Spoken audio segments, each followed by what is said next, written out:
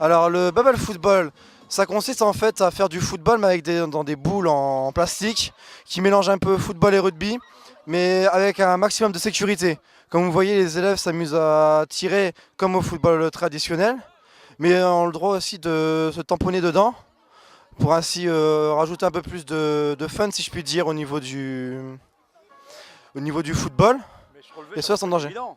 Si, Se c'est relever. seulement quand on a la tête à l'envers, ça devient un peu moins évident. En moyenne, on met 8 minutes par match. D'accord.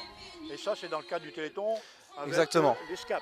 Exactement, c'est ça. L'ESCAP et le lycée Saint-Denis, c'est ça? C'est ça, oui. Ah, d'accord. Et tous les dons seront versés justement pour le Téléthon. 3 ans, on crie pour le Téléthon, on chante pour le Téléthon, on se bat pour le Téléthon. Et depuis 23 ans, c'est magnifique. Nos défis sont de mieux en mieux et on y croit chaque année. En théorie, c'est pas moi qui devrais être ici, c'est Madame Lemaitre et c'est toute son équipe, Madame Buchon, tous les professeurs de l'ESCAP, Saint-Denis, Saint-Bertin, Sillon. Nous sommes là. Cette année, c'est le cœur. Le cœur, parce que le cœur, ça a toujours été l'indice de la vie. C'est tout l'espoir, on met tout son espoir dans son cœur et c'est ça. Nous avons un cœur plein de fleurs parce que c'est ça le Téléthon. Et il va être rempli de ballons et vous allez voir la fin. J'ai rien à vous dire, vous allez tout deviner et vous allez voir, c'est magnifique et c'est merveilleux. Et voilà, et on y croit à ce Téléthon. 30 ans de Téléthon, ça se fête et nous, 23 ans, ça se fête aussi. Ben, merci beaucoup, mais alors là, vraiment, c'est dit avec le cœur. Les recherches dans le cadre du Généton. En quelques années, eh bien, les recherches ont permis donc d'élucider les mystères, les mystères de notre ADN, décrypter les gènes et puis maintenant eh bien, s'attaquer à une thérapie génique.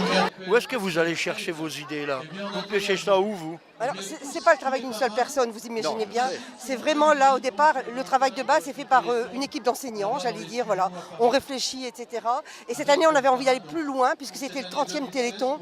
On voulait accompagner le défi, justement, de la FM Téléthon en disant qu'on allait offrir la vie. C'est-à-dire offrir la guérison et faire en sorte que la vie gagne. Mais alors, ce que j'admire à vous, en vous, c'est tout à l'heure, on a interviewé quelqu'un, aujourd'hui, maintenant, c'est vous. Mais alors, c'est un cœur qui parle. J'allais dire, je pense que je représente une communauté de jeunes, de moins jeunes, qui, j'allais dire, sont convaincus qu'on va mettre notre bonne santé, j'allais dire, au service justement de ce combat contre la maladie. On nous dit que non à l'injustice, oui à la recherche, oui à la guérison. Ben, merci Madame Lemaitre, et puis on va bientôt se retrouver. Cette année, nous voici au rayon crêpes. L'an dernier, il me semble qu'il y avait beaucoup plus de filles. Cette année, on a embauché les garçons. C'est ça? On a embauché les garçons cette année?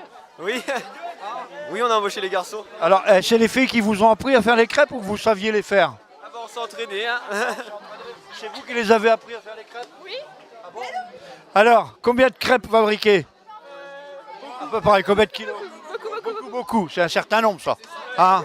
Mais je disais tout à l'heure, vous avez appris les garçons à les faire ou c'est eux qui vous ont appris? On a appris, ça fallait. Ah, vous les avez appris? Pourquoi ils sont mal dégourdis? Ouais, franchement, ouais. À peu près 1000, je pense. Hein, parce que- Enfin, félicitations à vous. Hein. Et puis allez, on y va. Hein. Et on y croit.